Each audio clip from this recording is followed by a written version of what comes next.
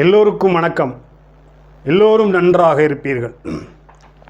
இன்றைய தலைப்பு இப்போ 30/3/2025 இன்னைக்கு தேதிக்கு மீன ராசியில் 6 கிரகங்கள் ஒட்டுக்க சேர்ந்துருச்சு. அப்போ ஒட்டுக்க சேர்ந்துட்டா என்ன பலன், கோச்சாரத்தில் எப்படி இருக்கும்? ஒருவேளை நேற்று தேதியிலையோ இன்றைக்கி தேதியிலையோ நாளைக்கு தேதியிலையோ நாளன்னு தேதியிலையோ 4-5 நாள் வச்சுக்கோங்க, குழந்தைகள் பிறந்தா அவங்களுக்கு என்ன மாதிரி பலன் இருக்குங்கிறத நம்ம பார்க்க போகிறோம். சரிங்களா? இது யாருடைய ஜாதகமும் கிடையாது, இது நானாக எடுத்துக்கிட்டது. நானாக எடுத்துக்கிட்டு தான் போடுறேன். மேபி இந்த டயத்தில் நிறைய குழந்தைகள் பிறக்கலாம். சரி, இப்போ இது வரைக்கும் கும்பராசிக்காரங்களுக்கு ஜென்மச்சனியும் கடகராசிக்காரங்களுக்கும் அஷ்டமச்சனி நடந்துக்கிட்டு இருந்தது. இப்போ அவங்கெல்லாம் விடுதலை ஆயிடுவாங்க. இப்போ மீன ராசிக்கும் சிம்ம ராசிக்கும், மீன ராசிக்கு ஜென்மச்சனியும் சிம்ம ராசிக்கு அஷ்டமச்சனியும் வரப்போகுது. அப்போ இந்த 30 வயசுலேருந்து 40 வயசுக்குள்ளே, இல்லை 25 வயசுலேருந்து 40 வயசுக்குள்ளே இருக்கிற மீனராசி சிம்மராசிக்காரங்களுக்கு எனக்கு ஜென்மச்சனி வரப்போகுதே, அஷ்டமச்சனி வரப்போகுதே அப்படின்னு சொல்லி கவலைப்பட வேண்டாம். சரிங்களா? நீங்கள் நொந்து போயிட்டீங்களா, ஆட்டோமேட்டிக்காக குடும்பம் செட் ஆகாது. எப்பயுமே தைரியமாக இருக்கணும். அவர் சனி 12 ராசிகளில் எப்பயும் சுற்றிக்கிட்டே தான் இருப்பார். என்ன, இந்த மீன ராசிக்காரங்களுக்கு 2 மாதம் பிரச்சனை. ஏன்னா இங்கே சனி ராகு 2 சேர்ந்துருச்சு. 2 இருள் கிரகங்கள் ஒரு சுவர் வீட்டில், குரு வீட்டில் இருக்கிறார். இந்த ராகு இந்த குருவும் ஒரு 2 மாதம் கழித்து குரு இங்கே வந்துடுவார் 4ஆம் இடத்துக்கு, ராகு 12ஆம் இடத்துக்கு வந்துடுவார். சந்திரன் சூரியன் புதன் சுக்கிரன் மாத கிரகங்கள், அவங்க ஒரு மாதத்துக்கு ஒரு தடவை மாறிடுவாங்க. அதனால் அதில் பிரச்சனை இல்லை. இப்போ நிரந்தரமாக 2.5 வருஷம் இருக்க போகுது சனி தான். அப்போ முதல்ல மீனராசிக்காரங்களுக்கு பார்த்திங்கன்னா முதல் 2 மாதம் தடுமாட்டம் இருக்கும். அப்புறம் குரு இங்கிட்டு வந்துடுவார், ராகு இங்கிட்டு வந்துடுவார்.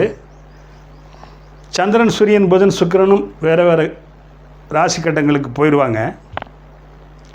அதனால் இவங்களுக்கு 2 மாதம் கொஞ்சம் தொல்லை கொடுத்தாலும் அதுக்கு பிறகு ராசிநாதன் குரு கேந்திர பலம் பெற்றுவார் 1 வருஷத்துக்கு, அடுத்த வருஷம் ஜூன் வரைக்கும். 2027 ஜூன் வரைக்கும் இங்கே இருப்பார், உச்சமாகிடுவார். உச்சமாகிட்டால் இங்கே ராசியை வேறு பார்ப்பார். அப்போ கிட்டத்தட்ட இவங்களுக்கு ஜூன் மாதத்துலேருந்து 2 வருஷம் நல்லா தான் இருக்க போகிறாங்க. அப்புறம் அங்கிட்டு வேணால் ஒரு செப்டம்பர் அக்டோபர் 3-4 மாதம் பிரச்சனையை கொடுக்கலாம். அதுவும் உத்திரட்டாதி நட்சத்திரக்காரங்களுக்கு அந்த பிரச்சனை இல்லை. ரேவதி நட்சத்திரக்காரங்களுக்கு 4ஆம் பாதத்தில் உள்ளவங்களுக்கு கொஞ்சம் கஷ்டத்தை கொடுக்கலாம். அதே போல் தான் சிம்ம ராசிக்காரங்களுக்கு எனக்கு அஷ்டமச்சனி வருதுன்னு கவலைப்பட வேண்டாம். சரியா? ஏன்னா இந்த இந்த இந்த சனிக்கு வீடு கொடுத்தவர் குரு 4ஆம் இடத்துக்கும் 5ஆம் இடத்துக்கு 2 வருஷமாக நகர்ந்துருவார். அதனால் இவங்களுக்கு சேம் அதே மாதிரி தான். அஷ்டமச்சனி முதல் 2 மாதமும் கடைசி 3-4 மாதம்தான் பாதிக்கப்படும். மொத்தத்தில் ஒரு 6 மாதம் கஷ்டத்தான் படுவீங்க. நீங்கள் என்ன அகலக்கால் வைக்காதீங்க, புதுசாக தொழில் தொடங்காதீங்க, பிஸ்னஸ் ஸ்டார்ட் பண்ணாதீங்க, இருக்கிற வேலையை விட்டுட்டு நகன்றாதீங்க, கெட்டியாக பிடிச்சிக்கோங்க. பண விஷயத்தில் ஏமாந்துடாதீங்க. ஒரே வீட்டில் கணவனுக்கு மீனராசி, மனைவிக்கு சிம்மராசி, இல்லை கணவனுக்கு சிம்மராசி, மனைவிக்கு மீனராசி அப்படின்னா கொஞ்சம் கொஞ்சம் சண்டைகள் வரத்தான் செய்யும், சின்ன சின்ன சண்டை. அது வரும்னு நம்ம முதலே மனசில் எடுத்துக்கிட்டிங்கன்னா அது நிரந்தரமாயிடும். இதே மாதிரி கூட்டு கிரகங்கள் 5 கிரகம் 6 கிரகம் இங்கே இருக்கும்போது தான் 2019 குரு இங்கே இருந்தார், 2020 குரு இங்கே இருப்பார். அப்போ கொரோனாங்கிற ஒரு பெரிய நோய் வந்தது. ஆனால் இப்போ வருமானா அப்படியெல்லாம் வராது. கொரோனானால் இண்டிவிஜுவல் மனிதர்கள் தாக்கப்பட்டாங்க, சில பேர் இறந்தாங்க, சில பேர் உயிரோடு வந்தாங்க. இது இங்கே இருக்கிறதுனால என்ன நடக்கும்னா, எங்கேயாவது புயல் வரலாம், பூகம்பம் வரலாம், இல்லை ஏதாவது 2 நாடுகளில் சண்டைகள் வரலாம். இப்படி தான் இருக்குமே ஒழிய மற்றபடி பெருசாக இண்டிவிஜுவலுக்கு எந்த பாதிப்பும் இல்லை. சரி, இப்போ இது ஒரு குழந்தை வந்து இன்றைக்கி தேதியில் 7:30 காலையில் பிறந்ததுன்னு வச்சுக்கோமே. அப்போ மேச லக்கணமாக வரும். லக்னாதிபதி 3ல் மறைஞ்சி அவர் பகை வீட்டில் இருக்கிறார். இங்கே பிரதமை திதியாக வரும், அதாவது அமாவாசைக்கு மறுநாள். இருந்தாலும் அவர் அமாவாசை இல்லை ராசி இருக்கிறார். அமாவாசையில் மட்டும் இல்லாமல் சனியாலையும் ராகுவாலையும் இவர் இருளடிக்கப்படுகிறார். இங்கே புதன் நீசமாகிறார், இங்கே சுக்கிரன் உச்சமாகிறார். சுக்கிரன் 2-7க்கு உரியவன், சரியா? புதன் வந்து 3க்கும் 6க்கும் உரியவர். அப்போ இது வந்து இப்போ ரேவதி நட்சத்திரம் 3ஆம் பாதம் விழுகும். ரேவதி 3ஆம் பாதம் விழுகும். ரேவதி 3ஆம் பாதம்னாலே ஒரு இருப்பு தசை 7 வருஷம் வரும்.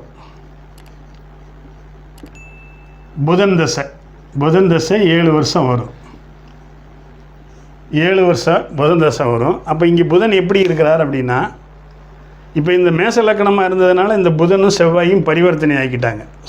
பரிவர்த்தனை ஆகலைங்க, ஏன்னா இது செவ்வாயினுடைய வீடு. மன்னிக்கணும். இங்கே சுக்கிரனும் குருவும் தான் பரிவர்த்தனை ஆகிருக்கிறாங்க. அப்போ லக்னாதிபதி செவ்வாய் 3ல் மறைஞ்சி எந்த சுவரனுடைய பார்வையும் கிடைக்கல, எந்த அசுவரனுடைய பார்வையும் கிடைக்கல. அவர் இயல்பாக இருக்கார், பகை வீட்டில் இருக்கார். இப்போ லக்னாதிபதி ஆட்சி உச்சம் இல்லை திக்பலம் பெறணும் அவசியம். இல்லை சுவர்களோடு சேர்ந்து இருக்கணும், சுவர் பார்வையாவது கிடைக்கணும். எது கிடைக்கல. ஆனால் சந்திர கேந்திரத்தில் இருக்கிறார், அவ்வளவுதான் ஒன்று. வீடு கொடுத்த புதனும் இங்கே நீசமாயிட்டார். அப்போ இங்கே லக்னத்தை யாரும் பார்க்கல, லக்னத்தில் யாரும் இல்லை. அப்போ நார்மலாக லக்னம் இருக்குது, லக்னாதிபதி பகைவற்ற நிலைமையில் இருக்கார். லக்னாதிபதிக்கு வீடு கொடுத்த புதன் நீசமாயிட்டார், அப்புறம்தான் பங்கமாயிருக்கார். சரி, இங்கே பாருங்கள். இப்போ புதன், சுக்கிரன், சனி இந்த 3 கிரகமும் ராகுவால் கிரகணம் அடைஞ்சிருச்சு. 2 டிகிரிக்குள்ளே சனி கிரகணம், 2 டிகிரிக்குள்ளே சுக்கிரன் கிரகணம், 3 டிகிரிக்குள்ளே புதன் கிரகணம். அப்போ ஒரு கிரகம் அஸ்தங்கம் அடைஞ்சாலோ கிரகணம் அடைஞ்சாலோ அதனுடைய தசையில் காரகத்துவத்தை கொடுக்கறது இல்லை. இதுதான் விதி. இப்போ இங்கே புதன் தசை ஸ்டார்ட் ஆகுது, 7 வருஷம் வரைக்கும் இருக்கும். மேபி 7.5 வருஷம் கூட இருக்கலாம். 7 வருஷம் 7 மாதம் நினைக்கிறேன், சரிங்களா? அப்போ 7 வருஷம் வரைக்கும் அப்படிங்கும்போது இப்போ LKG, UKG, first stand, second stand, இப்படி 2ஆம் வகுப்பு வரைக்கும் கல்வி கிடைக்காமல் போயிடும். ஏன்னா இந்த லக்கணத்துக்கு 4க்குரியவர் யார்? சந்திரன். அவர் இங்கே அமாவாசை ஆகிட்டார். அப்போ 4க்குரிய அதிபதியும் கிட்டத்தட்ட டெட் ஆகிட்டார். கல்வி கொடுக்குற புதன் நீசமாயிட்டார், பங்கமாயிருக்கார். ஆனால் தசை நடக்குது. பங்கமானாலும் ராகுவால் கிரகணம் அடைஞ்சிட்டார். இப்போ 7 வருஷம் வரைக்கும் கல்வி கிடைக்காது. சரி, அடுத்து என்ன வரும்? கேது 7 வருஷம். அப்போ 7 வயசுக்கு பிறகு கல்வி கொடுத்துருவார். அதுக்கப்புறம் சுக்கிர தசை வரும். சுக்கிர தசை கிட்டத்தட்ட 14 வயசுலேருந்து 34 வயசு வரைக்கும் வரும். அப்போ சுக்கிரன் வந்து சுகபோகங்களையும் தாம்பத்திய உறவுகளையும் லக்ஸரியான மனை, வீடு, வண்டி, வாகனங்களையும் கொடுக்கக்கூடியவர். அப்போ 34 வயசு வரைக்கும் இந்த ஜாதகருக்கு அந்த சுக்கிர தசையினால் இந்த தாம்பத்திய உறவு, சுகபோகங்கள், இந்த லக்ஸரியான வீடு, வண்டி, வாகனங்கள் அமையாது. அப்புறம் சூரியன், சந்திரன், செவ்வாய். சூரியன் சந்திரன் இருள் அடைஞ்சிட்டாங்க, அதனால் சரியாக தசைகள் இருக்காது. செவ்வாய் ஏற்கனவே இவருக்கு 6க்குரியவன், அவர் பகை வீட்டில் இருக்கார், அதுவும் நல்லா இருக்காது.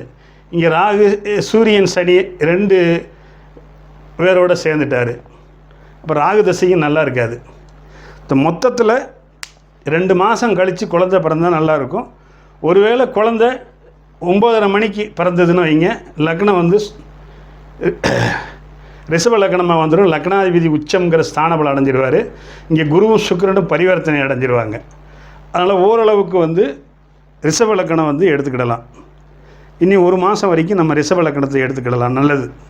ரிஷப லக்ன தவிர வேறு எந்த லக்னமாக இருந்தாலும் சரி நல்லா இருக்காது. விருச்சிக லக்னத்தில் பிறந்தாலுமே குரு பார்வை ஒன்று தான் கிடைக்குமே ஒழிய மற்றபடி தசாபுத்திகள் வந்து நல்லா இருக்காது. ஏன்னா 6 கிரகங்கள் சேர்க்கை ஆயிடுச்சு. இப்போ சனி சூரியன்னாலே அப்பா மகனுக்கு ஆகாது. ஒன்று அவங்க பிரிஞ்சு இருப்பாங்க, இல்லை வீட்டில் இருந்தால் சண்டை போட்டுக்கிட்டு இருப்பாங்க. இப்போ உங்களுக்கு இது புரிஞ்சிருக்குன்னு நினைக்கிறேன். இந்த வீடியோ பிடிச்சிருந்ததுன்னா லைக் பண்ணுங்கள், ஷேர் பண்ணுங்கள், சப்ஸ்கிரைப் பண்ணுங்கள். ஆளுங்கிற ஆப்ஷன் அமுக்குனீங்கன்னா நான் போகிற ஒவ்வொரு வீடியோ உங்களுக்கு நோட்டிஃபிகேஷனாக வந்து சேரும். நமது நேயர்கள் ஆள் போல் தலைதலைத்து அருகது போல் வேரூன்றி மூங்கில் போல் கிளைகளைத்து முதியாமல் வாழ்ந்திருக்க வாழ்கவன வாழ்த்தி அமைகிறேன். வணக்கம்.